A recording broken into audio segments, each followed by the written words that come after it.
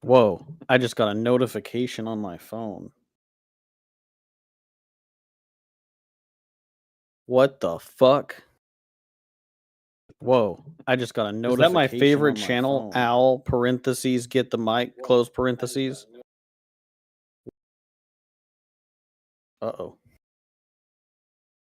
What the fuck? Oh god, I'm echoing. Let me kill it.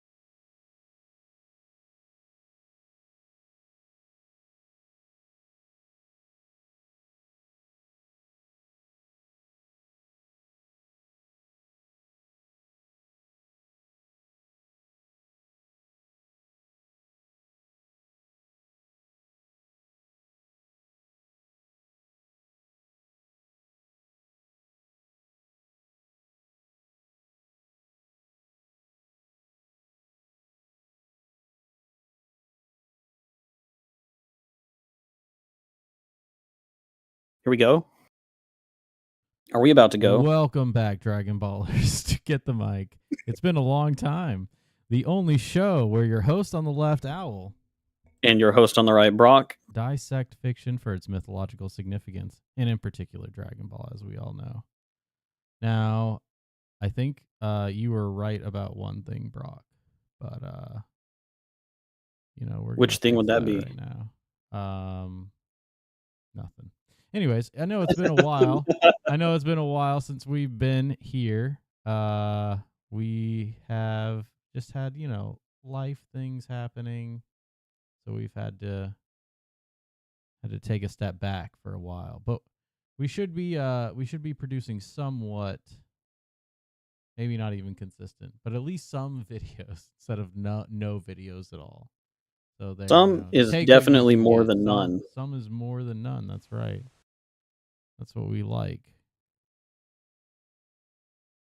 Okay. So take your scraps. Take them. We're gonna be pretty rusty for this. It's been what, 2 years since we did a Get the Mic Dragon Ball episode, right? It has been a while, yeah. I mean, I've tried to brush up a little bit, but shoosh, it has been a long time. Yeah, so some things might look a little bit scuffed. Some things might not work, but yeah, this is gonna be it's gonna be a little bit weird, but we're gonna do it. We're gonna get through this episode. And we're moving and talking, look, when we say something, our mouths move now, so that's something cool. I'm basically a VTuber now. Yeah, you're basically a VTuber. Well, anything else before we start? The other things I would say, please like and subscribe if you like what you hear. If you don't like what you hear, don't give us a like. Don't give us a subscribe. We don't want you anyways. But if you like what you hear, or if you just find it interesting, you can disagree. But please do those things and follow our social media on the left here. You can see our Discord, YouTube channel, and Twitter. Anything you want to add, Brock? No, not really. Just yeah, bear with us. We're kind of getting back in the swing of this kind of process. So I have some ideas of what I want to talk about, but the flow of it, the way that we go from point to point, I anticipate is going to be a little bit janky at first, but I think we'll snap back into it like riding a bike.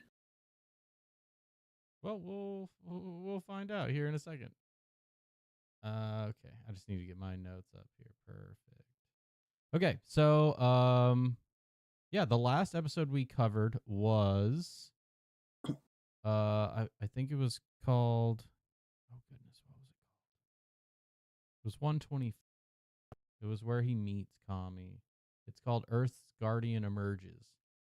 And in that episode, Goku finally got to meet Kami, who looked like Piccolo. And we talked a little bit about that last time.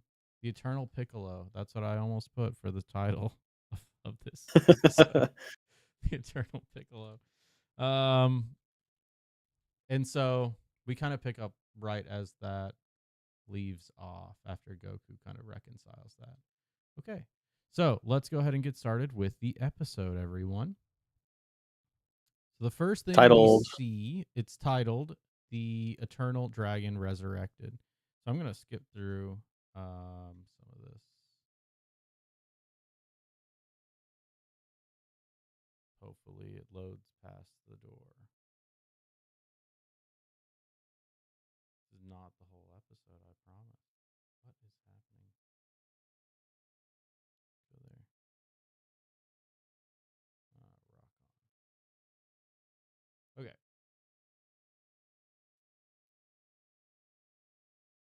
We're going to skip this. That already happened. So the first thing we see is some fishermen. They work in the ocean, and they're going to see Piccolo Jr. standing in the waves. He uses his power first to get a fish, and then he's going to sink their boat. I only put this part in to see if you had anything to say. I have a couple things to say, but it's not a whole yeah, lot.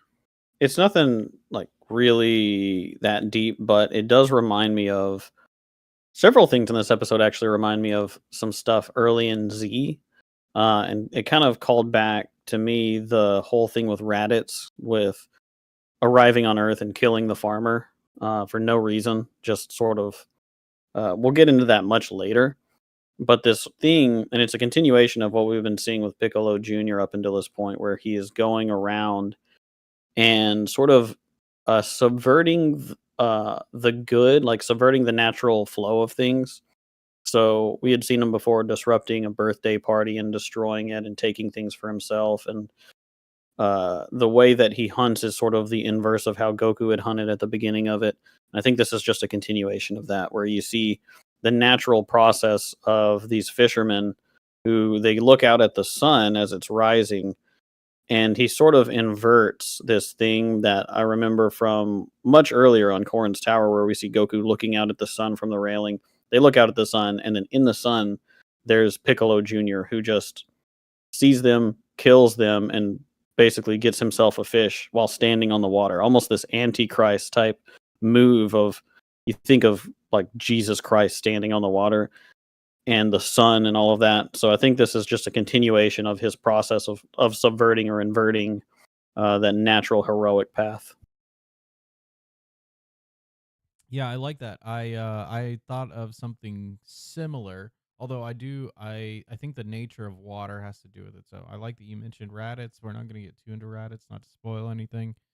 But Raditz is definitely comes from the heavens, right? Where Piccolo here we can see well, he doesn't come from the sea, but King Piccolo did come from the sea. He Like he did come from walked the away sea, to yeah. sea. And so you have the sea representing that depths of chaos, right? And so he's standing on it. He's kind of like you said, being an antichrist in the way that never mind, that's just nothing. Stupid Streamlabs. In the way that he's being in between chaos and order like Goku, but he is using it for evil. And so he also, like you said, subverts the natural order, like the let's see, the bountiful nature of Earth giving towards human beings. And so the destruction of the ship there is just like, I know that you're participating in this holy act, but no good deed goes unpunished, more or less. Right. He is essentially in a sense, making a game of them, mocking the natural process for people who are not powerful like he is. Yeah, and basically iterating that is actually the way. That is like the supreme mode of being, more or less. It's basically asserting that power uh, is good rather than effort. Yeah, I mean, we don't really see. I mean, Piccolo. I don't know how much Piccolo actually trains here as a kid. He more like just goes around and like kills people and stuff. But yeah, it's definitely along those lines. I think I think the what you said about him like kind of blotting out the sun is also a good point, because he is that dark dark dot in the white paisley right now, because for the next few years Earth is going to be in somewhat of a peace state, right? And so he's going to be that dark dot, just like Goku was the white dot in the black paisley before. Mm, right.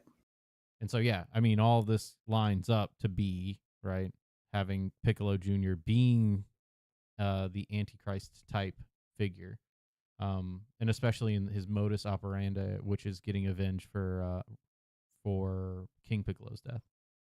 Yeah. This is very important for the analysis that will come up eventually with Z and Gohan, right? But Yeah, we'll get to definitely. that, obviously. But this sort of potentiality of he is just as powerful as Goku was as a kid, but this is how he uses his power as a kid, right? Hmm. Yeah, yeah, exactly, and definitely unlike Goku. Well, in most Right. regards. So, I think that's it for old Ma Junior. We'll move My on. junior. Ma Junior. We'll move on to our next scene, where Goku is back at the lookout and Popo brings out the Eternal Dragon. Last episode, Kami agreed to resurrect the Eternal Dragon for Goku at his request. So Popo brings out the Eternal Dragon, which is a small statue of Shenron. And Kami asks if he can fix it. Popo, that is. And Popo begins to fix the small statue with super glue, explaining to Goku that Kami breathes life into the things that Popo makes. Kami says that he considered leaving Shenron dead so that people would quit their evil ways about the balls, but Goku has encouraged him to allow the balls to remain on Earth. But this is this is a lot to get into right here. Yeah. But I think the first thing is the breathe life thing, right? no, the first thing is the super glue. The super glue, okay. So it's, I mean, it goes along with the breathing life thing, but the super glue aspect of it, like being able to like re-glue this little statue, is like the let's say, oh gosh, it's kind of hard to articulate. So it's kind of the nature of the universe being able to be fixed by piecing things back together. And I mean, super glue is like, it is a joke, but at the same time it is that same way. Like, can can the universe be like set back into balance, more or less? And it can. And its externalization here as a statue of a dragon is kind of echoing that. It's really hard to explain, or it's hard for Well, me to I articulate think what it'll I'm be trying to say. easier if we articulate what the eternal dragon is again and then put it back into context, right? So the eternal dragon is the representation of the eternal uh undifferentiated chaos that can be confronted to be that can be used to create any potentiality into what you could imagine, that you could wish. And with the death of Shinron before by the hands of Piccolo, it sort of puts a limiter on the potentiality of Earth itself, meaning that there's a hard stop to what their potential could be, no matter what they could wish. And so Popo, with him representing this sort of persona of emptiness that Goku has been needing to interface with, he is basically, by doing this, showing that this can naturally come back together, that it has a proper place, and that potentiality can be restored, but only through the he can give the form of it, but the spirit of it needs to be given by Kami. And so it's kind of saying that the pieces will fall into place naturally because things have a place that they belong together, but that doesn't mean necessarily that that without spirit that it's possible. And so he can create the image of the eternal dragon of the potential that so because he's emptiness, he's that void, right? Hmm. Arising from the void, the image of what could be is there naturally. Right. Right. Yeah, that's what I was trying to get at. Is the let's say mechanism by which order in the universe is restored and how it can be pieced back together, even I by kind of think of like seemingly. stars Oh, moving okay. I naturally got it. I got throughout it. I got it. space, So, right? the reason I'm using this, and the reason I like super glue as the analogy here is that things that seemingly don't seem to go together can actually be put together. I mean, I know it's building here like back to its original form in this little statue of Shenron. But like the little pieces he has, the little clay pieces he has to like remold on there and stuff, right? It's things that like are auxiliary that have to be re-added into the, let's say, marginalized, that have to be re-added into the content for it to be um, restored. You see what I'm getting at? So sort of, but I want to give an analysis to the glue itself. Then that it's Popo. That Kami has to ask Popo, "Can you do it?" Right? Yeah, It's not Kami that does it. It's Popo that does it, yeah. and the way that Popo does it is with the super glue, right? Well, and yeah, Andy has a little bit. Let's see if I can find that part. I'm gonna put that part up. Let's see. Yeah, will you be able to fix him easily? He gets sat, of course, and there you can see it right there. There's a little bit of clay he has extra in those little tongs there. So it's not just the glue, but glue is part of it. He's gluing the big pieces back together, right? So yeah, give an analysis to the glue as you were saying. That's what I'm curious about. I think it's just that things have a place that they belong, and that they can naturally fall back into place, and the potentiality can be there again, and that they can come back together. Like the every piece of Shinron still remains, meaning he wasn't destroyed; he was broken apart, and the mechanism that puts it back together is natural. It's through Mr. Popo that he can do it, um, as a representative of that void. What I was saying earlier is I kind of think of like the mechanism of stars moving and aligning in patterns in space, that they do it naturally through gravity and through time, that they create these beautiful patterns. And I kind of think of Shinron like that, where through Mr. Popo he forms back into his shape, right? Right. And Mr. Poe as an arbiter of the emptiness from which everything comes, thought, things like that. It comes back together, and he is the source of that glue that holds it together. Like it's not humans, and it's not anything other than it's almost unknown, so to speak. Right? It's the void, as far as you can articulate what the void is. Well, and that's the mechanism that builds it back, right?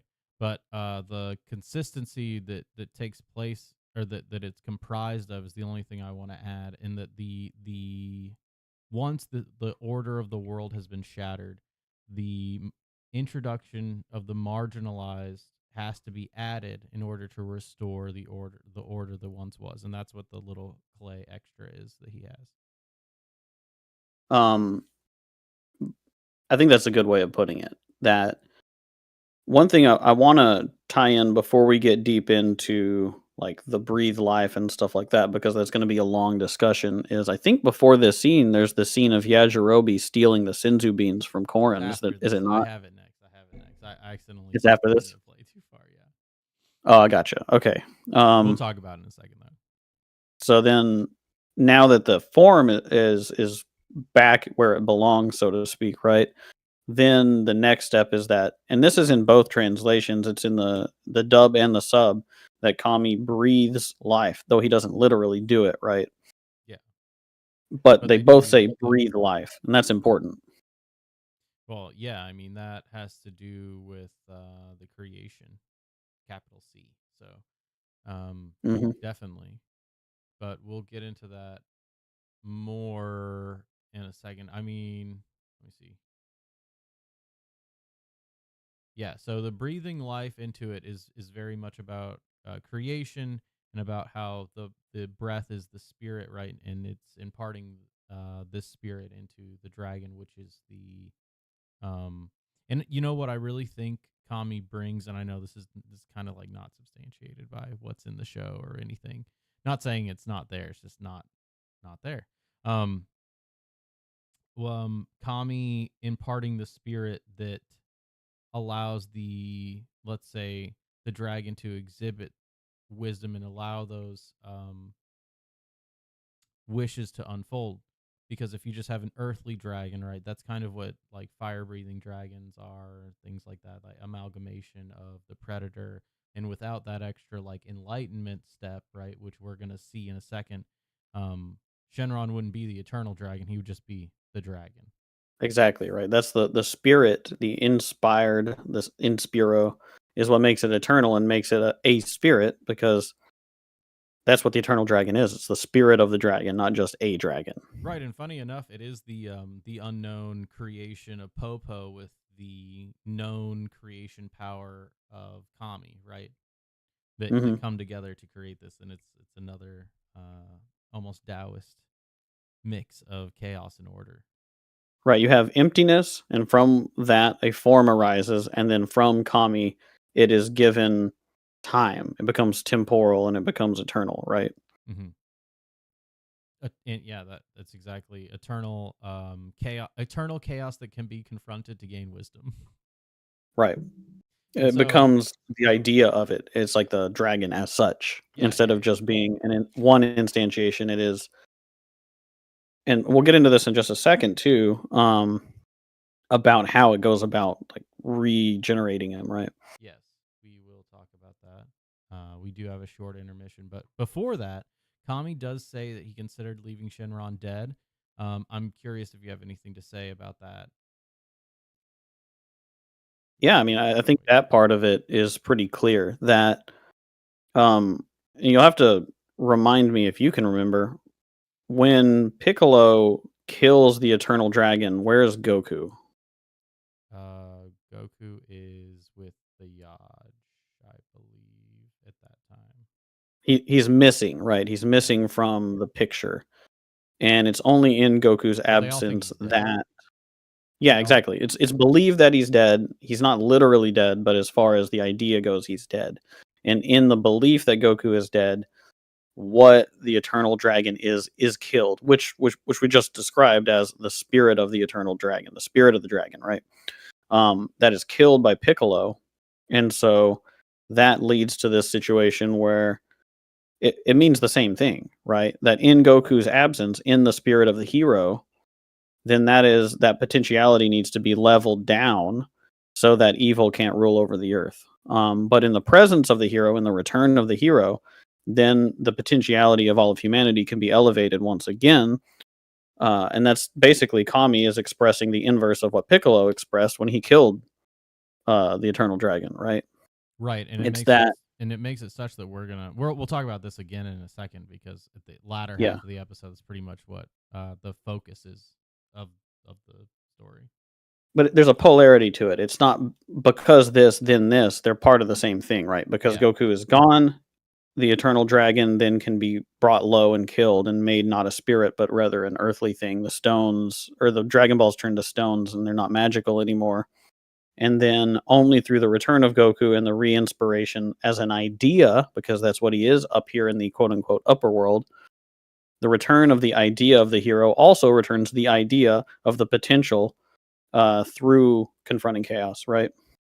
Right, and that's it's even an exponential of Thank that. you, They Chris don't. Umbra. Yeah. I think that they were in the process of trying to get back Yeah, but to he was Corrin's definitely tower. gone. They thought he was dead. All that. Oh goodness, say what you just said. I had a thought, and then you mentioned Uh, a comment. about on the way back to the tower. No, it was about. Well, that the return of the idea of what Goku is, because he's Oh become an well, idea yes, by I got, being I in the got, I upper got, I world, got, I right? got. So, I was just gonna say that we're gonna talk about this more later because of Mhm. we're gonna have to talk back again about the Red Ribbon Army arc and Goku's original like entrance into all that, because Yes, this will it's become a tangled. basically an Yeah, exponential example of that, and yeah, it's so very tangled, and becomes recursive, right? yeah. Well, I want to, and I also want to say, I think. Oh, that is exactly what basically we're saying. Like that's what Kami is. That's why Kami's gonna allow the balls to remain. It's not like, oh, Goku uses them for good, so that's fine. It's not that. It's that now there's Yeah, a spirit which can cohabitate and contend with um this chaos forever, as far as Kami is concerned. And in fact, we'll already see that Kami's trying to plan for Goku to take his place. So I yeah, think we'll see that in this episode, but basically, yeah. And so yeah. He now mentions that it. that's here, he's like, okay, well, now this can be here. Now this potentiality can be here because of Goku existing. If Goku wasn't there, Mhm. yeah, I think you're right. I think he would just be like, And by there, right, yeah. it's as an idea. Mhm. All right, so let's move on to our brief intermission, which we've seen like 6 times now, which is in Yeah, Korin's tower. Um, Yajirobe's looking up. Korin comes up and scares him, and there's two big things that happen. Yajirobe here is discovered to be sneaking around with sensu beans, even though he said he hates them because they made him all bloated in the last episode or last few episodes. And the other thing that happens, which is very interesting, is Korin admits that he's a plain old cat. So yeah. I think we'll start off with Yajirobe, right? And here Korin's looking at his stomach and a little skeptical about what it is. So what do you think about Yaj taking these beans? Well, it's kind of complicated, and I'm gonna say this in a really clunky way because I don't actually have a note for this, so I'm just gonna think out loud. But Yajirobe is this he's a counterpart to Goku, especially in the absence of Krillin, right? So they traveled together up to this point, but there's a point where Yajirobe couldn't go any higher, and this is where he's waiting for Goku.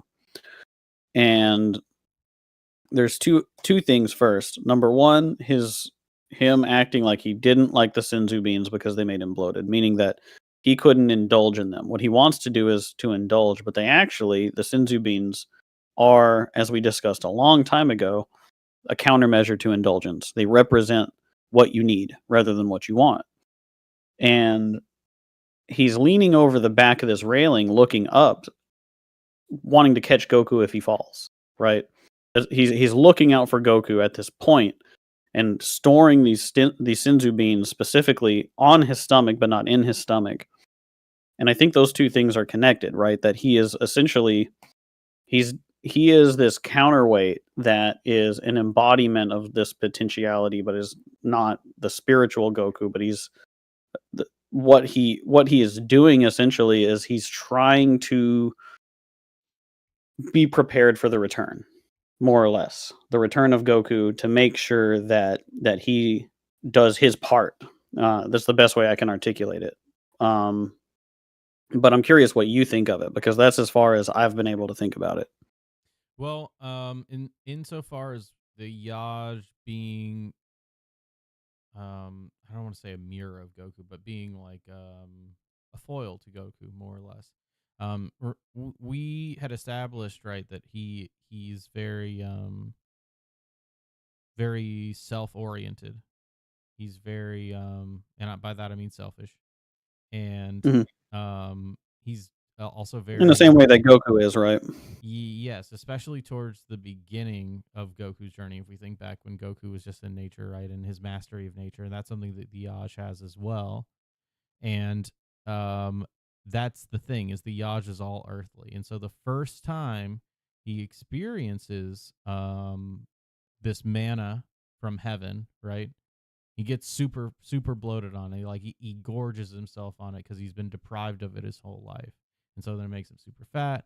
And then this here is when he doesn't want to admit that that there's more to, and this is something that comes up with the Yaj over and over.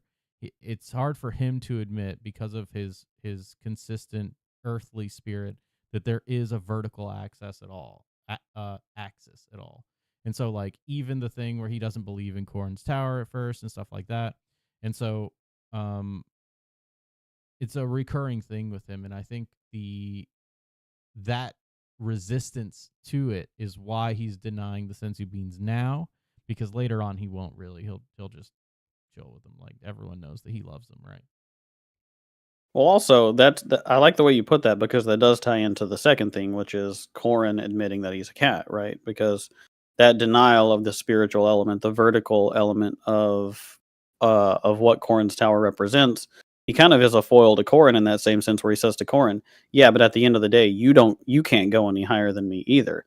Mm-hmm. Like, I'm just a man, but at the end of the day, you're just a cat." And Corrin says, "I'm a cat man." Well, yeah, I'm just a cat. Yeah, Right? yeah, I know. Because That's at the end of the exactly day, why. he cannot ascend like Goku does. He's And it not an is, idea at the end of the day. yeah, it's because I mean, he's not a, what is it? He's not an omnipresent idea, or not even that. It's like a ubiquitous idea. Like Corrin, no, he is both of those things. Well, he's an embodiment to engage with that doesn't become permeated through the collective unconscious, you could call it, right?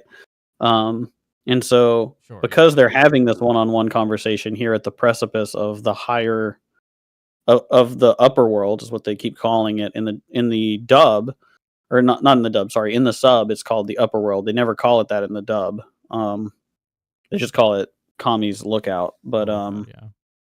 But I think upper world is way more apt. I think it's kind of just a coming together of these guys, that it's like,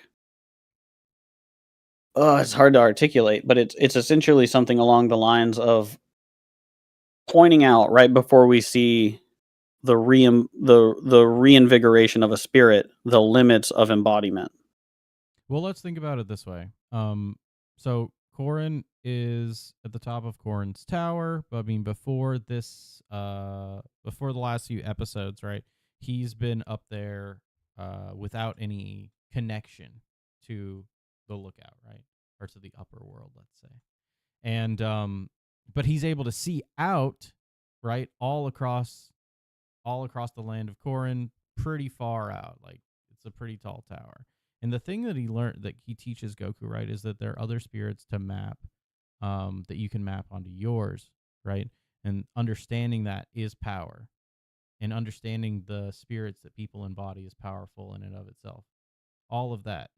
But that's the thing. It's inter spiritual, right? Where Kami's, let's say, growth is intra spiritual. It's going to allow Goku to grow his own spirit, right, and propagate himself into that. And so that's why Goku takes the power pole up, and this is as far as Corrin can go. It's also as far as Yajirobe can go, because he's also an earthly spirit, right? So he can see these things. He can understand, like, he can even appreciate the manna from heaven, but he's not going to be able. He's not going through that intra spiritual evolution, if that makes sense. No, it does, and I think that is why the setup of this scene is that Corrin walks up and scares him, and he falls backward in a mirror of the way that Goku caught himself hanging upside down off of the edge of Corrin Tower whenever he first came up here, right? Mm-hmm. It's sort of like pointing the finger at, you're at this point of Goku's spiritual journey, and this is your limit, right? Yeah. And by that I mean, like, it's the upper limit of human, let's say, strictly humanistic, secularistic kind of ideals, right? You At can't. this point Yeah. in the story. And I mean, that would be, I would say, the Aj is a pretty secular kind of character up into his introduction with Goku. Like, I sure, think almost represents secularism, right? yeah, yeah, basically, he doesn't believe anything. He doesn't believe in anything, right? He's just like, I want my hedonistic pleasures, and that's it. Yeah. And so, yeah, but it's a great little like And 2 minute like you scene. said, he says it back at Corin, right? And you're just an animal. Yes, exactly. And you're also that. And he's like, well, Goran's like, yeah, I am. You And know. Corin says to him, "You're never going to be able to ride the Kinto Un," which is to say that you have such an elevated spirit that you transcend the earthly, right? That you are so good that you're of the sky. And Um, that your spirit permeates quickly in all directions, right? That's yeah. kind of yeah. That's kind of also in with it. But let's go on to our next big part, which is back in the upper world. Kami revives the dragon after it's fixed by Popo by shooting it with a beam of light from his finger. Then Which he points Shenron, up. which he points up, then Shenron flies off after floating a little bit above the lookout. He flies off to the Dragon Balls, and Kami explains that Goku's friends can make their wish immediately instead of having to wait the full year. To this, Goku is thrilled and he wants to go down to them, but he has to be reminded that as part of his deal to resurrect the Eternal Dragon, he has to stay and train with Kami. Um, and I think yes, there's actually one thing I forgot to put here. So he has to stay and train with Kami because Piccolo is going to meet him at the tournament, the 23rd Tenkaichi tournament. Goku's like, whoa, Piccolo's alive. And Kami is basically, I mean, he knows Piccolo's alive because of the next thing that happened. So Goku goes off to pee, and then Popo and Kami discuss the dual nature of Kami and Piccolo and how if one dies, the other also dies. Oh, that's a lot. I'm going to let you go for a second. I got to take a quick break. I'll vamp a little bit. There's a lot of different things going on in this sequence. So I'd mentioned earlier that in the sub and not the dub, they refer to the place that Goku is at as the upper world, and we'll see that come back later on with Shinron in the episode. But Goku, I mentioned that he is in this space operating as an idea rather than something earthly. So this is a separation from what we just talked about with Yajirobe being at his limit and being very earthly and talking to Korin about you're just an animal. Goku now is not just an animal. He is an idea. And so everything that he's doing here is that he's moving in the realm of ideas.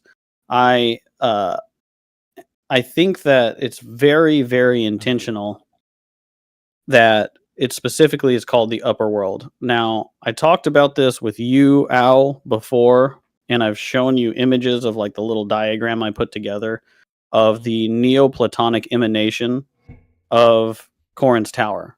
Yeah, definitely. You know what I'm talking about? Yes. Gorin's Tower, Where it's four spheres, base, right? The base, yeah, and then you have Baba's, and then you have Kami's. Right. So Goku is in that realm of ideas, and things emanate down from that idea space, and that is the setup of why it is, for instance, that Goku can't leave here and go down there and see people in the other world until such an instantiation that he can balance back out shows up too, which is Piccolo. And so he needs to remain here as an idea to inspire people in Spiro, right? To breathe spirit into people in the same way that Kami is breathing spirit into the idea of potentiality in the dragon until such a time that it's necessary for him to have an embodiment again. And that's the process of a hero arriving in the world, right? That there's an idea that festers in the minds of people until it manifests through people's embodiment. And that's what Goku has one that's been been. marginalized, right? Yeah. Yeah. And that ties into a lot of different things, right? We had talked about, I think originally, when you look at even the design of Kami's lookout, that it looks like the dragon radar, right? It's the map by which these things are manifested in the world below. Yeah, yeah, and it is like the dragon. And Goku is a part of that now. He is an idea. Mm-hmm. And that's why also, for instance, whenever Kami points up and he creates this beam of light, we don't see a physical instantiation of Shinron up here. We see a shadow cast by him, and he's a ball of light that we see floating around, right? We see the effect of him up here, but we don't see him, right? We see an image of him, the shape of him up here, the origin of his sort of pattern, But here, yeah, that's a great spot where you're seeing that shadow being cast. We see the effect, but we don't see him. Not until later when he goes down into the lower world and has a physical instantiation. Right, that's actually a good way to put it too. Um, and something we haven't really called back to yet, but I think I'm just remembering now, or let's say, wanting to bring it back up, is the, let's say, difficulty it is to breathe up here. Oh, Ooh, am I getting an echo? let's check Oh, this. damn. Let me. Let me do.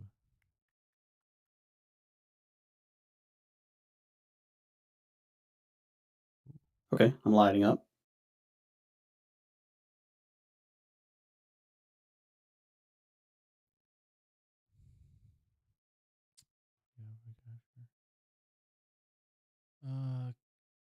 Go ahead and say something.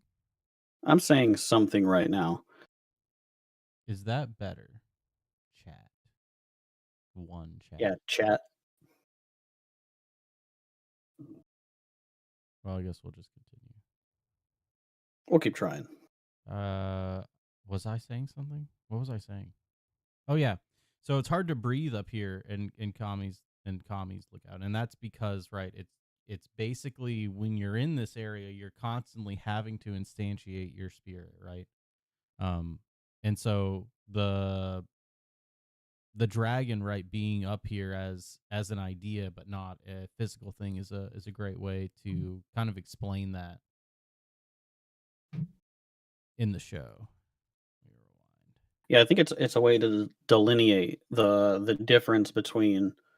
It's hard symbolically to express the idea Well, that. actually, the physical instantiation is right there, the little dragon. But yeah, he goes up and then Can you describe the pattern? Is it that you're hearing me echo, or is it that you're hearing Owl echo through me? that's a good question. Let me check something here. How about this? Get out of the call and join back in. Ooh, that's one way to do it. I can also pop some headphones in if that's creating it. I don't know what it is. I don't either. Just try to pop back in. Yeah, give me one sec. Meanwhile,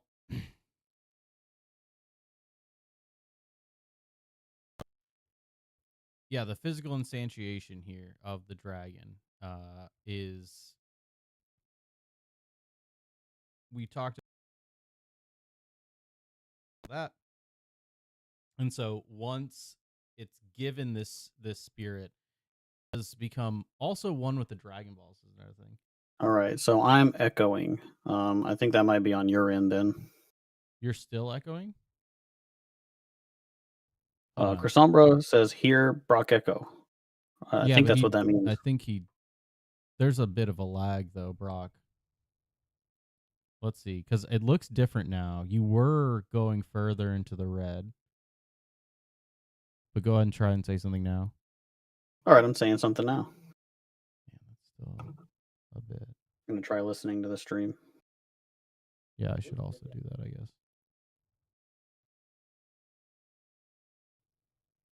Let's see, because it looks different now. You were going further into the red, but go ahead and try and say something now. All right, I'm saying something now. Oh, that is really weird. Yeah. Oh, I sound really tinny. That's weird. I think I know what it is. Say something real quick. Something real quick.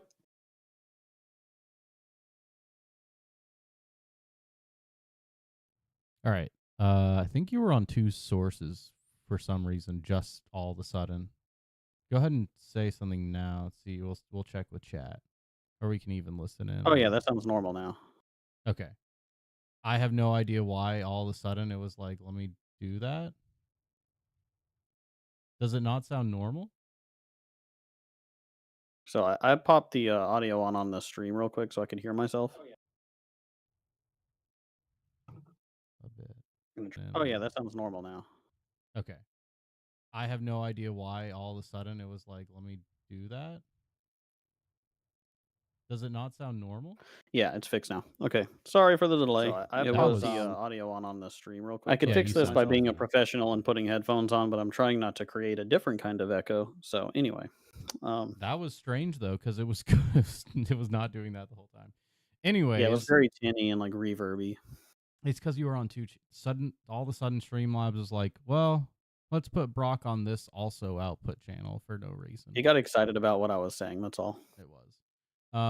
I was just wrapping up kind of our ideas there. I did want to relate one thing though, is that the dragon turns into the ball of light, like we see when it comes out of the Dragon Balls, right? So there's an element there that that has to then be combined with the spirit of the dragon, right? Because the Dragon Balls are a part of it as well, and we're gonna see what that looks like here in the second half. Yeah. Yeah, that's going to be the second main thing to cover because the first half of this episode is really primarily covering upper world and then it switches to lower world to reiterate what we just talked about. Yeah, interestingly, in the same manner that the show bears it out. You want to talk about Ludo narrative? There you go. Well, yeah. And let's see a couple other things. So one thing I want to say is, Goku having to pee. Yeah. It is. It's funny that he brings this up here because I think this is the last time he does this, like in the non-filler stuff.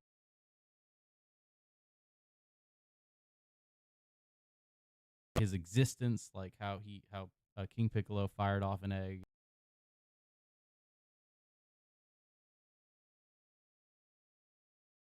Like, um, it happens sometimes when Give it Goku 1 second. I think our stream's going down. gone down. You say? It keeps like buffering. Yeah, I see it. It's really laggy. What is happening with you, YouTube? Like, um, Okay, it looks good now. That I was gonna say the exact same thing that you're saying in case well, I keep seeing the stream just freeze, so I don't know how much of this is just actually let it. showing up.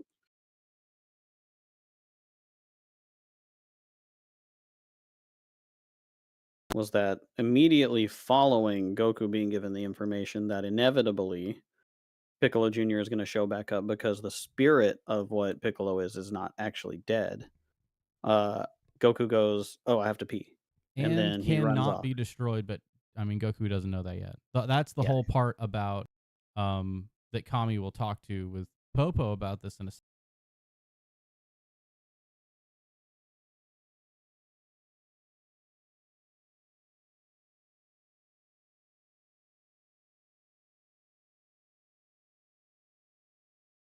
So we're back. We're back. Looks good, right? Yeah. Okay. So yes, him All right, having to pee. let's roll it back a little bit Let's roll it because back a bit. what Yeah. you're saying is really important. Go ahead and reiterate it. Well, basically, Goku is being told by Kami that in 3 years' time, Piccolo Jr. will reprise himself essentially at the World Tournament to kill him, specifically to kill Yep. him, Yep. Yep. and that he has to stay here so that he's strong enough not to be killed by him when that happens. And Goku is shocked and then immediately has to pee and then runs off. And we've talked about this over and over throughout all of Dragon Ball, what it means when Goku feels the need to have to pee, right? When Mm-hmm. he was less mature, he would do it just publicly. He would just expose himself. But it's also not just Goku. Whenever a character feels embarrassed, whenever they feel exposed, Or and vulnerable. whenever Yeah. there's like a specific thing about needing to be it has to do with the nakedness of oneself, right? Goku feels naked. His nakedness is exposed to him through that simple fact, and he has to go and relieve himself of that. Um, and that nakedness is essentially that while he defeated Piccolo in a physical instantiation, now he is in the upper world, and he needs to contend with the spirit that Piccolo represents rather than just one physical instantiation of him. Right, because like we were saying, Piccolo's spirit can't be destroyed, basically at all, without um, cosmic damage to the universe, and that's something that Kami will talk about here in a second. But right, That's a bigger thing to approach later on, but right. this is an embarrassing thing for Goku because it's the sudden realization of essentially what he is now, right? That he has a much larger thing to contend with as a higher level entity than just a physical thing like what Yajirobe is, right? Right, and that's Yajirobe meeting Goku in the King Piccolo arc is no accident. But also, the oh goodness, what was I gonna say? I was gonna say something. Oh yeah, so just like we were saying, the spirit of Piccolo is an enduring one, like the and that's why the Kamehameha wave doesn't work on him, right? It's like, oh, evil exists in the world. It's like, yeah, that's true. Yeah, So truth doesn't get rid of that. that's true. Yeah, exactly. And so it's something that, yeah, Goku is learning he has to deal with, but he also realizes something else, which that Piccolo is not coming for just him in revenge. He's actually going to the tournament to defile the process by which Goku got here to begin with, which is something that Piccolo was all about too, right? King Piccolo is the one that destroys the dragon, right? Harming the process by which um order chaos can be brought about from order, basically, right? And the Yeah, yeah. Tenkaichi Budokai being the number one under the heavens, that all those instantiated lessons that Goku has in him are going to be at risk and could be defiled by Piccolo Jr. if he doesn't succeed. And so all of that goes into it as well. And as an even bigger thing, I mentioned this earlier about this sort of interesting, this will come back much later, this relation between Piccolo's progeny and the continuation of what he represents with his potential being magnified through that process. It's going to reflect in Gohan eventually, and it has to do with Gohan's relationship with Piccolo in Dragon Ball Z. Naturally, we'll get to that eventually, but there's the first seed of it that we see that Goku has he is going to have to interface with this in a much larger sense than he was possibly able to even comprehend, which is part of that, like, "Oh, I'm embarrassed, I feel naked," Mm-hmm. thing that he deals with immediately, right? That Kind of this is hard, a yeah. cosmic thing, it's a time-based thing, and it's not just one instantiation, but it's an idea across time.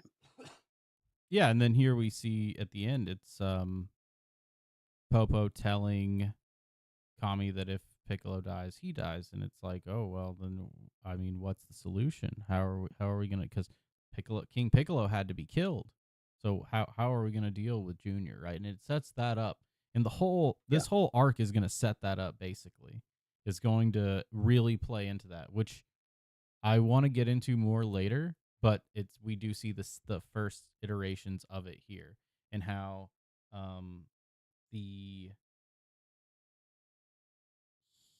logos can create new ways to do things that weren't, let's say, previously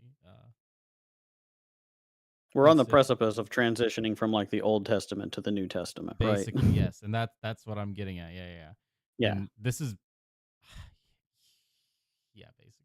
I don't know how better to say it than It's that. it's almost too much, like, to try to articulate. It's so well made and well, constructed And that the just only like thing that you that, can say is, like, that's how is Goku oh gonna my god, reconcile it's this? blowing my Well, freaking mind. we kinda know. Okay, look, I got to say this right now. So, much like the New Testament recontextualizes things in the Old Testament, the things we find out in Z recontextualize the things that happened in Dragon Ball. Yeah. And it's not there as an accident. Like, I don't know how else to say it besides it's not Toriyama just making it up as he goes along, I guess. It's No, the it is the muse is Muse. there. And Yeah, so yeah, it's the Muse. that recontextualization is something that so few art pieces can do correctly, because it has to be spiritually pure for it to work. And like so much of like the retcons and things that happen, it's and it's not a retcon. Like the lamb that gets slaughtered by Abraham being Christ in the New Testament, being compared to Christ in the New Testament, and basically actually fulfilling that is not a retcon. It's a it recontextualizes it, right? And that's what we're gonna see in Z, and that's what's gonna happen a lot with Gohan too, and Piccolo, and King Piccolo, and Goku, basically, And Chi Chi in the and final all arc of that. this Yeah, and everything. Yeah. everything. It has and everything. That's what this story is about. Everything, by the way, it's not about fighting. It's not about No. martial arts, really. It's about everything. It's about the cosmic destiny of mankind. It literally is, though. It literally is. And that's the thing that just blows my Uh, mind all the time. So, um, let's continue.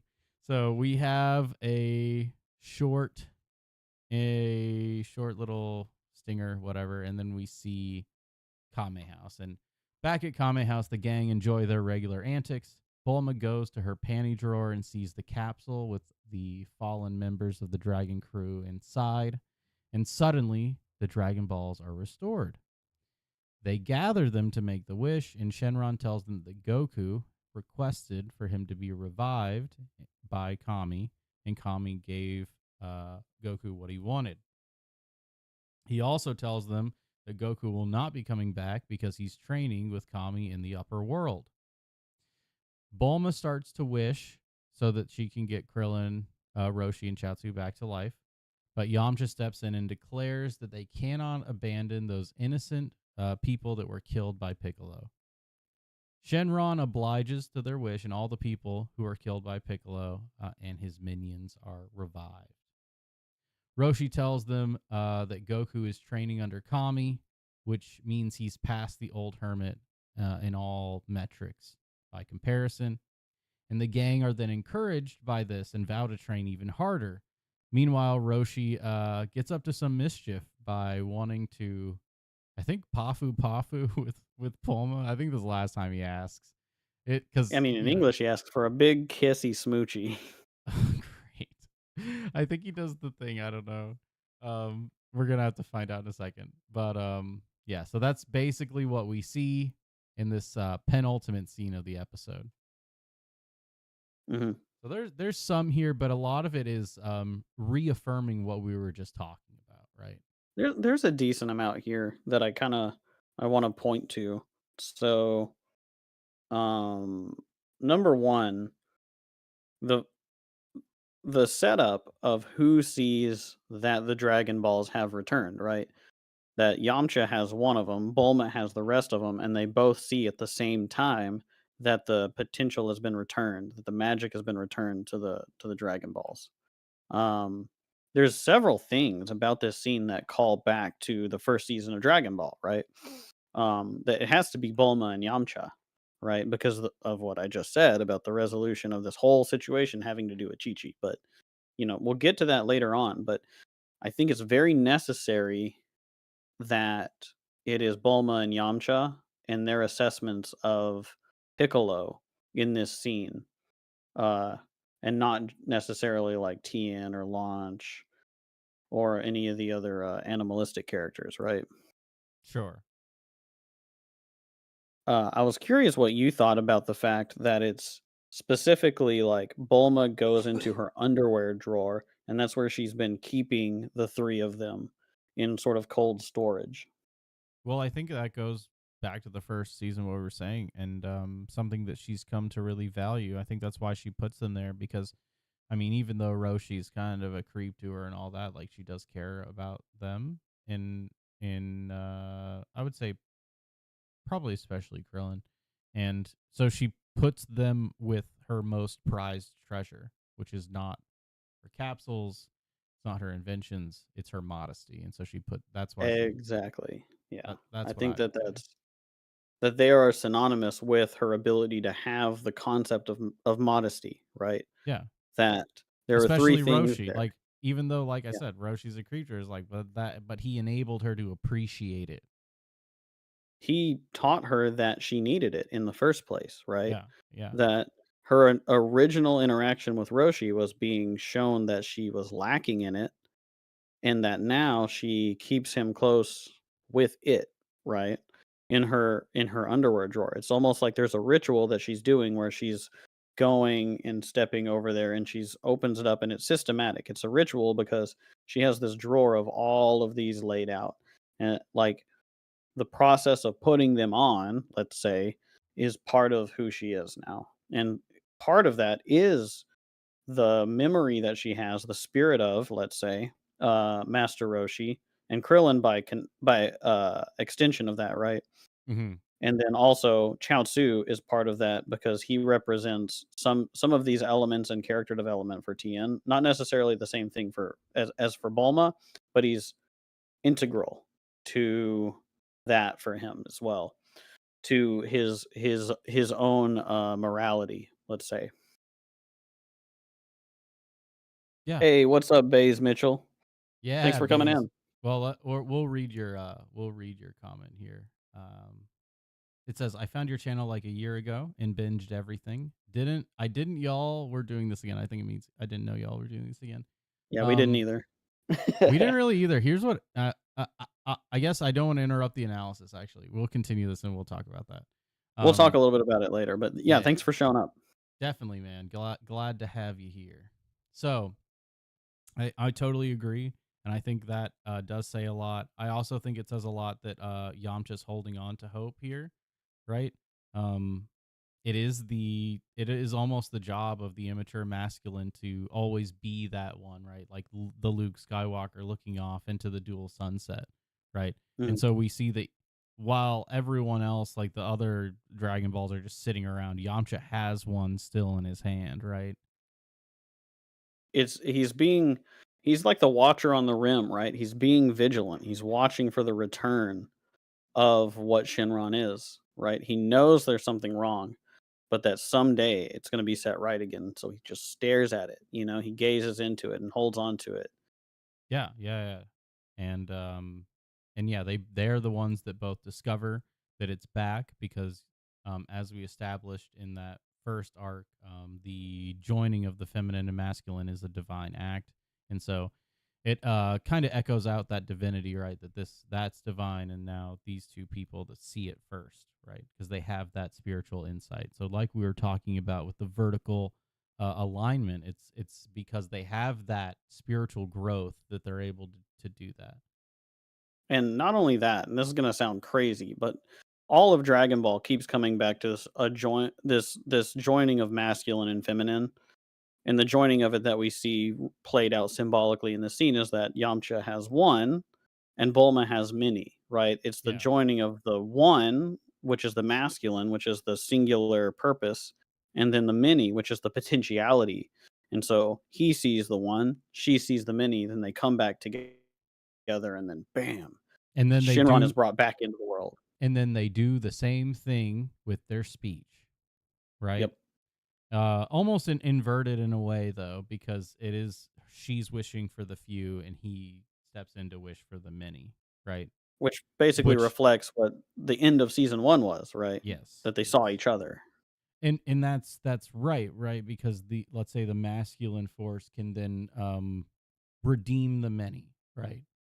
And so But the nature of the feminine, which is very compassionate, can find the value in those that are loved and lost, right? So it yeah, kind of crosses and then spreads back out to redeem everybody and bring them back from what Piccolo was. It's which speaking of kind of redeeming amazing. everybody is what we have to get back to with Goku coming in the beginning. The first time he uses the Dragon Balls, which is when he revives Bora, when he decides first that the earthly father is something worth redeeming, and then he goes on the quest to do it. Right, that is the classical. It's a classical myth, right? To go on into the underworld, meet the father, and therefore redeem the spirit of the father on earth. But then Yeah. Dragon Ball's like, we're not done. We got to keep going. And it's like, what's the next step of that, right? And so it's not just the redemption of the father, because it is the redemption of Roshi, but it's the redemption of Roshi's master, right? The spiritual father of Roshi.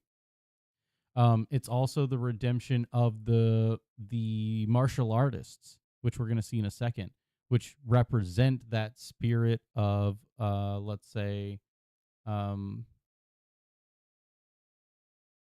disciplined growth, disciplined spiritual growth. And so, Mhm, mhm, um, so all of that is to say he's reviving even ideas now. It's not just the idea of the spiritual father, but it's the idea of the spiritual father and the ideas of the spiritual father, but also um Krillin's symbolic nature being that which uh adopts these good traits and is open and willing to adopt the traits of the logos and try to emulate and appreciate that, right? He thinks that that's a spirit that would also be worthy of redeeming. And then all of the martial artists, like we said, even those that like they don't get along with, it doesn't matter, because the martial arts, even though I said earlier the show's about everything, like martial arts is the vehicle by which they say that. And so the martial arts that we see, then the martial artists that are revived all represent that. First of all, their willingness to subjugate themselves to heaven, right? They all participate in the Tenkaichi Budokai. And the like we said, the discipline, self-improvement that we see from that is also a spirit that Goku redeems here. And it's all Goku basically.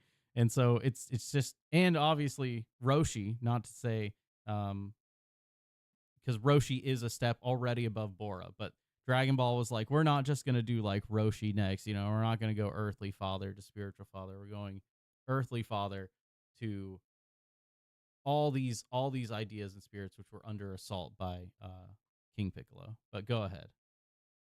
Well, also, this is a small thing, but there's a moment when they're resurrected, where the 3 of them are resurrected, where first we see Krillin sit up, and then Launch hits him on the head. Then we see Roshi sit up, and then he rubs the back of his head where Krillin just got hit.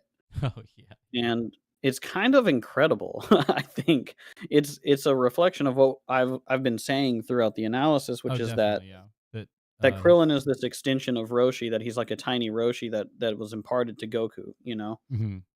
And, and then after that, of course, Chatsu comes up as well.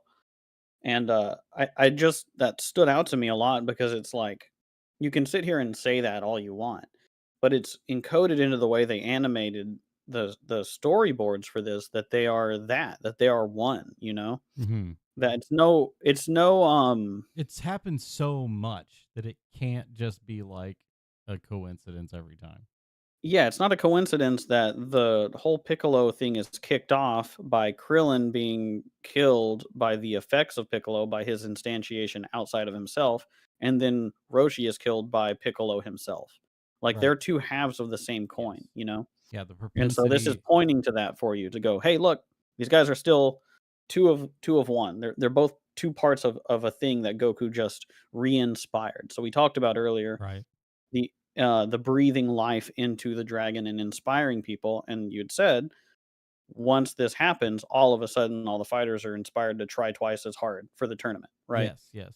That's that inspiration, the spirit, right? He inspires them through Shinron, because spirit is breathed into Shinron because of Goku. And because of Goku, all of these people see their potential raise whenever they come back, Yeah. right? Yeah, exactly. And by doing so he raises the human spirit. There it is. There it is, what you were just saying.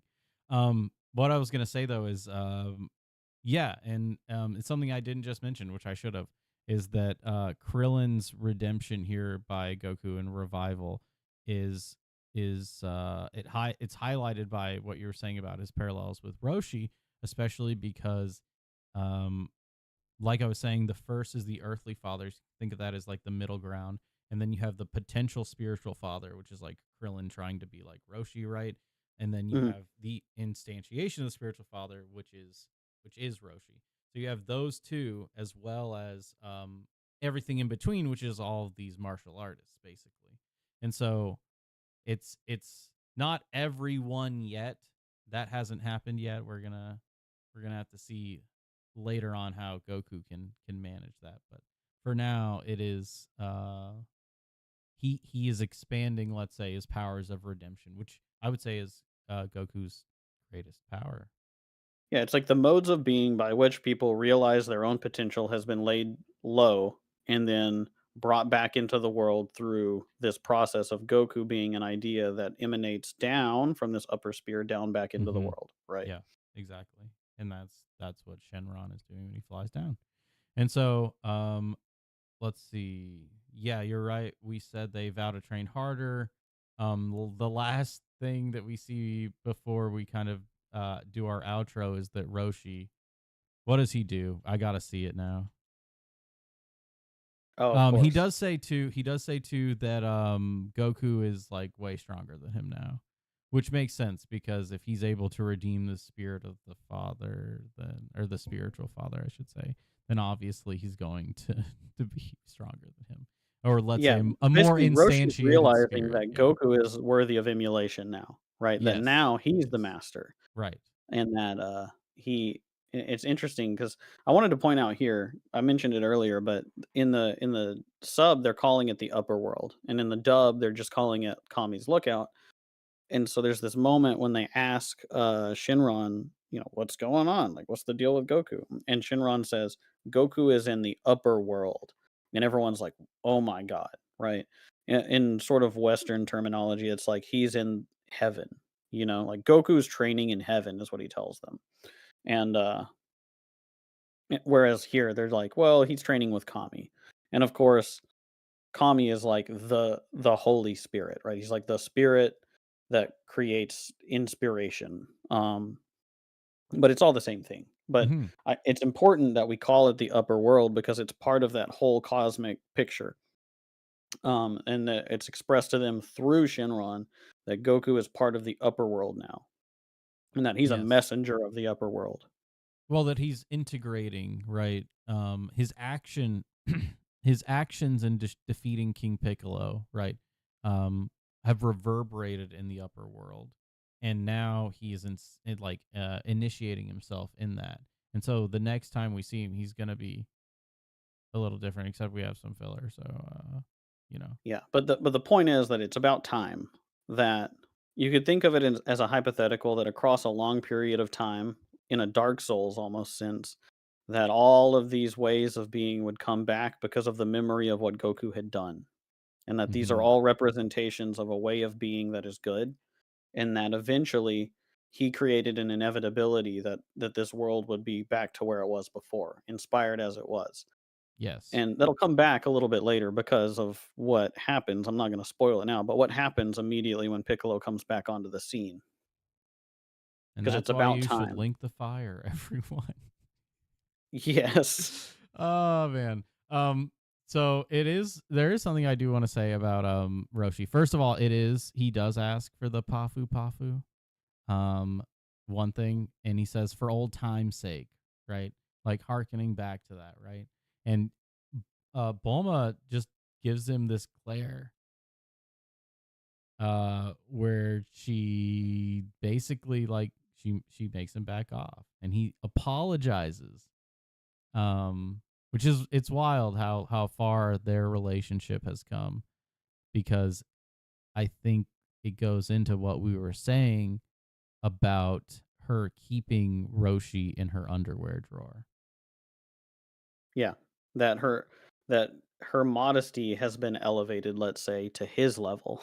Not Yes, that he's been he has elevated to made the level of his modesty. interactions with her have made her a better person, a better woman, a better instantiation of the feminine. So, And then um, of course, he's like, "In my absence, have you become weaker in yes, spirit?" And he's yeah, just like, "Oh, no." and it was good. I think it was a pleasant surprise for him, and it's like not Roshi doesn't articulate that, but that is articulated through what you're seeing. So let's see. The last thing we see, Goku is sitting in the upper world, attempting to quote temper his spirit, while the rest of the gang train on Roshi's island. I think we're gonna talk about the. Oh wow. I think we're gonna talk about the stone lesson next time, because that's when we're going to see a lot more of it. Unless you have something to say about it now, because that's all they really say about it. I think it'd be better The if we had stone more lesson. content. So basically, here, Popo's telling him he has to sit super still. And then in the next episode, he's like, you have to sit like a stone. Oh, I see what you mean. Yeah. Yeah. Well, the name of the episode after this one, of course, is Faster Than Lightning, right? Yes. Just kind of an inverse of that. Yeah. But that'll be explained when we talk about that Yeah, I think episode, I how think that's we just kind of need the same more thing. content for that. I think Yeah. we'll pass on here. Yeah. Yeah. And then the rest of the gang, they train on Roshi's Island for the tournament. And I don't think there's much else. I think that's pretty. Oh, thanks Goku. There is something Krillin says, and he can't wait for the next tournament. Now, I think that's kind of capitalizing it there. Let's say putting an exclamation point on Krillin's character, where he admires and appreciates now Goku in such a way that he didn't before. Let's say that he didn't look up to him in the same way that he does now. Yeah. Yeah. I think so. I mean, it's very simplistic at the end here, just to show like everyone has an appreciation, and also through their appreciation, they're inspired and they train harder and all of those things. So I think it's pretty apt. Yeah, for sure, for sure. Okay, so now we can talk about some of this stuff. Well, first, I kind of want to summarize the episode. So basically, this episode is all about the spiritual instantiation of the Eternal Dragon, its relationship with Goku, and how Goku can mediate and be, yeah, mediate is the best say, or let's say intercess with these cosmic forces on behalf of the good of everyone, right? And that echoes out in his redemption of everyone as they all get revived by the Eternal Dragon.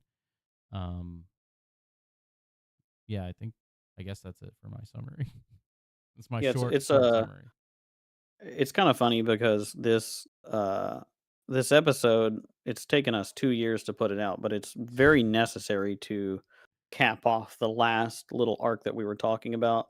Because following this, there's a little mini arc of what people would normally call filler episodes, but they are symbolic, and they are, I don't want to say they're just 100% necessary, but they do a good job of sort of extrapolating and articulating what the ideas are that are going to lead into this final confrontation at the Tenkaichi tournament.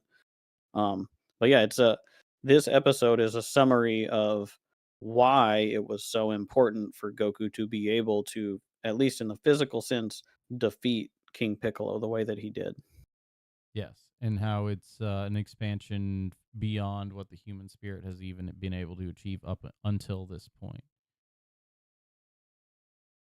But yeah, so I think now we can get into this. So we were talking about Bays there. I want to read his next chat here. Mhm. Um, he said, "I'm a dirt poor Robbins fan. Peugeot is great as well. His retelling of fairy tales is amazing." At sign. Yeah, I agree. I have the first two of his fairy tale books. I have his Jack and the Giants and his the Rapunzel one, I believe. I think those are the two that I have. Let me grab them off my shelf actually. We also have Ryman06. Uh, what up? Ooh, I said Rapunzel. I meant Snow White. Yeah, I you have did. I saw your Snow White one too. So yeah, I have the Snow White one and the Jack one. I don't have the Rapunzel one yet, but I think that I think he's brilliant. I think his analysis of symbolism is really influential on the way that I look at stuff.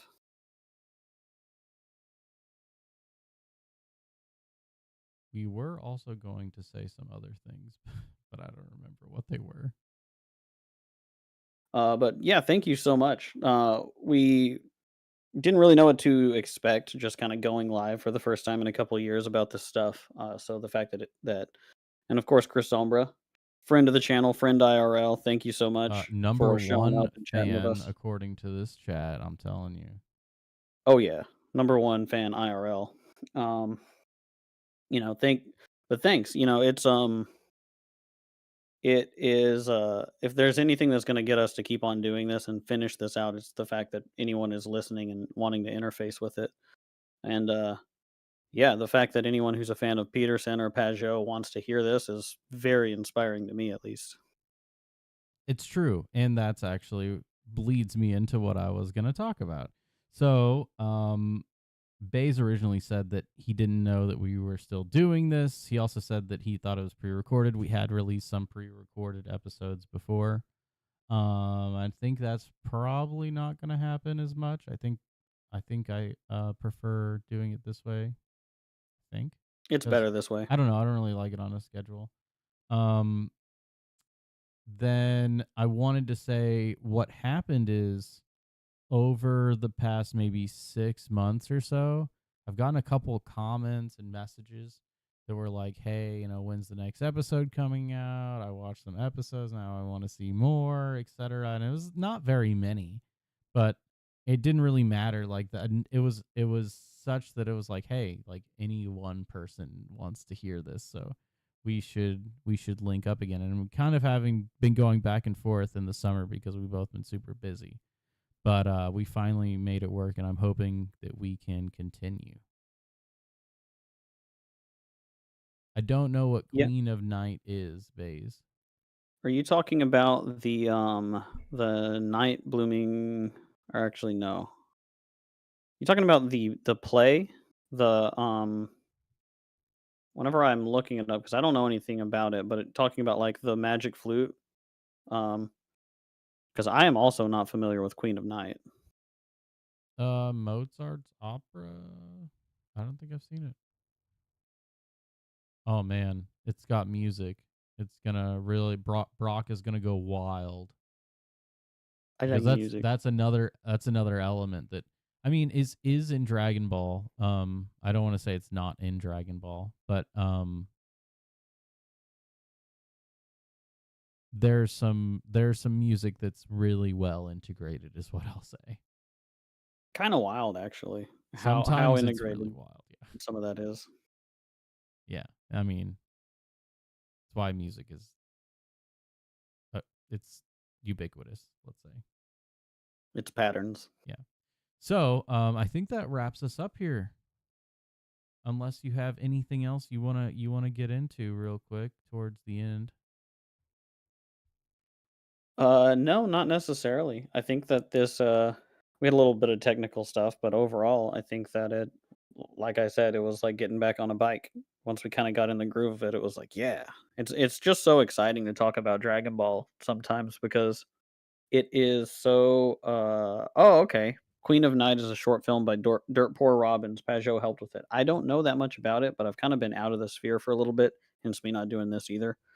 I'll look it up. I'll learn about it, and then maybe. I don't know. I don't know much about it at And all, it'll make but sure it's Baze interesting comes for to the sure. next live stream and you can answer a question about it. There you go. Uh, but what I was gonna say is just essentially that, yeah, it's really exciting sometimes to talk about Dragon Ball because we don't really have a script for these episodes. We just sit down, hence the name Get the Mic. We just start talking and we kind of figure out where the conversation goes about it.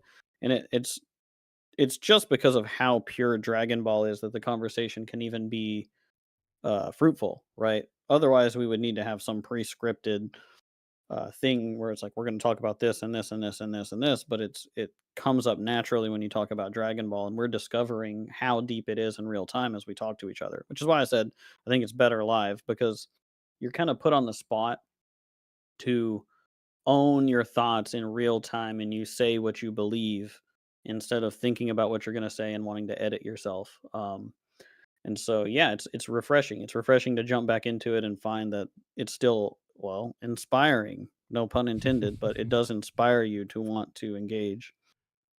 For sure, for sure. I don't really have anything else better to say than that. I'm so thrilled that there are people that want to watch and engage with these ideas. All I really want is like I saw this my analysis years ago, like is wild before I even read Maps of Meaning. I started trying to put this together, which Maps of Meaning really helped with. Let me say. Um, but I've just wanted people to realize like the show is like good, like capital G good.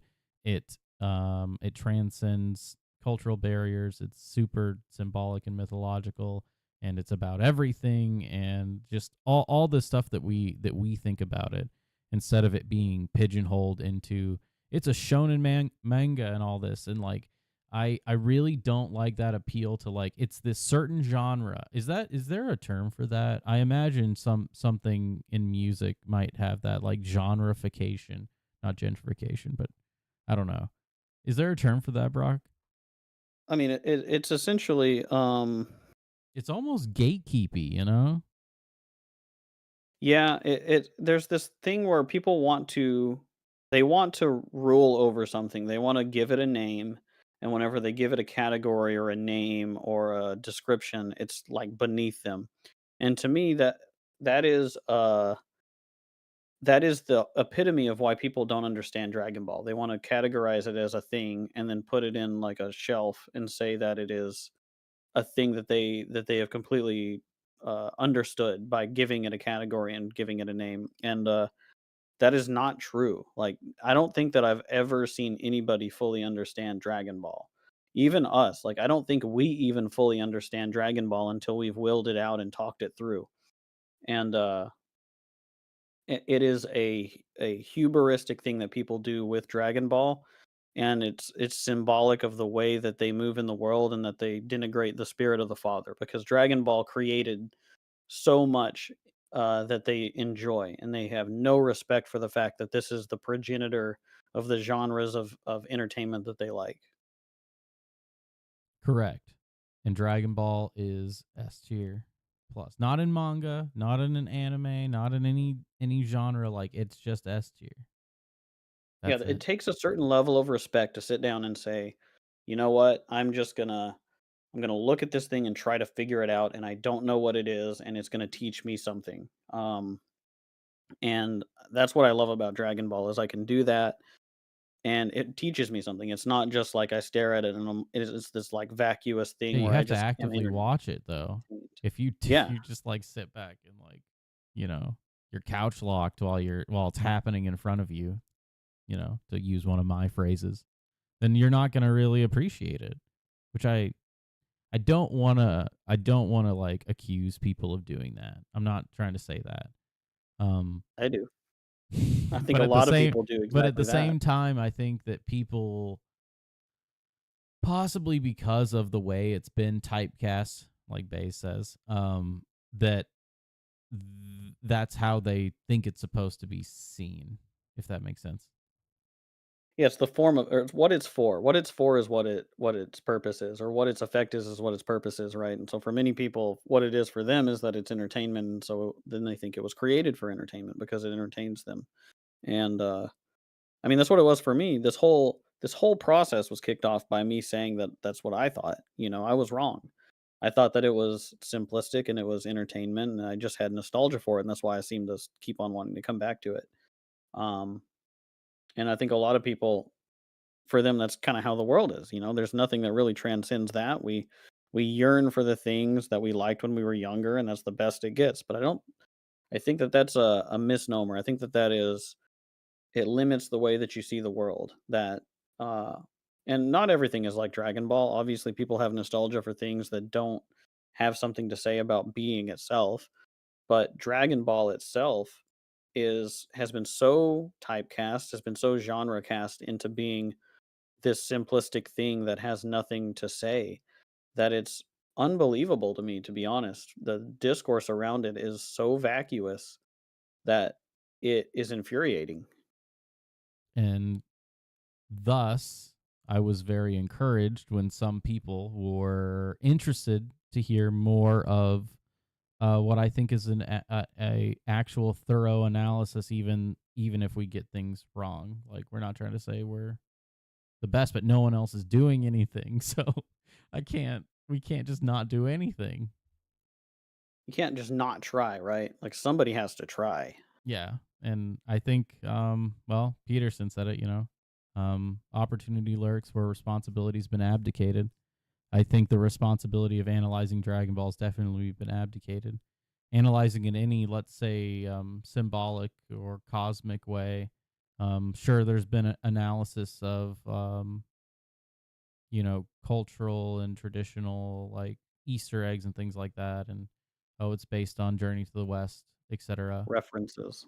References, yeah. Um, let's say, yeah, yeah, references, and so, I just don't think anyone's doing it. So I think people wanting to hear it is very encouraging. And that's why we're here. That's why we're so back. And I think that brings us towards the end. So we're going to go Yeah. ahead and sign off, I believe. Please like and subscribe if you liked what you heard. This has been Dragon Ball episode 126, The Eternal Dragon Resurrected.